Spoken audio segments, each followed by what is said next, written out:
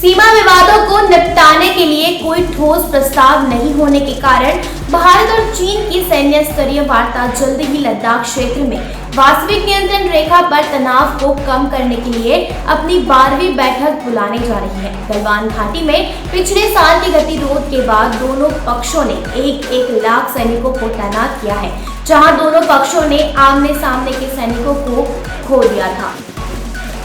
सैन्य और राजनयिक स्तर पर बातचीत का समर्थन करते हुए भारत ने हमेशा कहा कि एलएसी पर लंबे समय तक शांति और सुनिश्चित करने के लिए सभी आमने सामने की जगहों से विघटन और डीएस्केलेशन को पूरा करना होगा। हालांकि चीन ऐसा करने को तैयार नहीं है और उसने अब तक हॉट स्प्रिंग्स, गोगरा और देपसांग घाटी जैसे 3 बिंदुओं से अपने सैनिकों को वापस लेने की प्रक्रिया में तेजी लाने के लिए कोई प्रतिबद्धता नहीं दी है। हालांकि शुरुआती दिनों में चीन ने भारत के साथ समझौते के बाद सेना वापस ले ली थी, लेकिन बाद में यह देखा गया कि विवादित क्षेत्रों में पुरुषों और मशीनों का संचय फिर से हुआ है।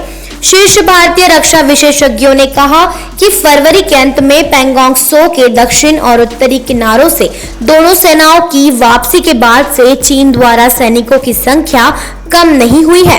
पैंगोंग झील पहले स्थान था जहां अप्रैल-मई 2020 में गतिरोध शुरू हुआ था, जब चीन द्वारा एक भारतीय गश्ती दल को रोक दिया गया था।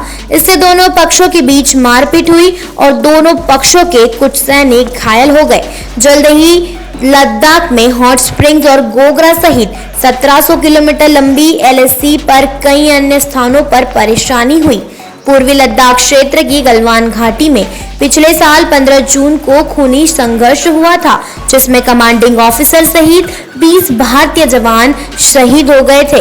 कम से कम 35 से 40 चीनी सैनिक भी मारे गए, लेकिन बीजिंग ने अभी तक हताहतों के आंकड़े सार्वजनिक नहीं किए हैं। समाचार एजेंसी के अनुसार कुछ दिन पहले रूसी राष्ट्रपति व्लादिमीर पुतिन ने तटस्थ रुख अपनाया और कहा कि भारत और चीन दोनों अपने मुद्दों को सौहार्दपूर्ण तरीके से सुलझने में सक्षम है।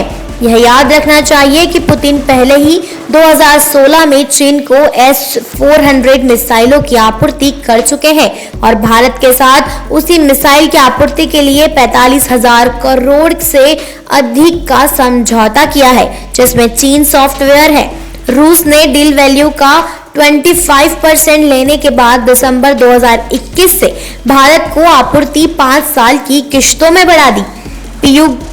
पिगुरूस ने इस संबंध में रूसियों द्वारा भारत से पैसे लेने के बाद आपूर्ति में देरी और असहाय और असफल भारतीय रणनीति के द्वारा विश्वासघात की सूचना दी है।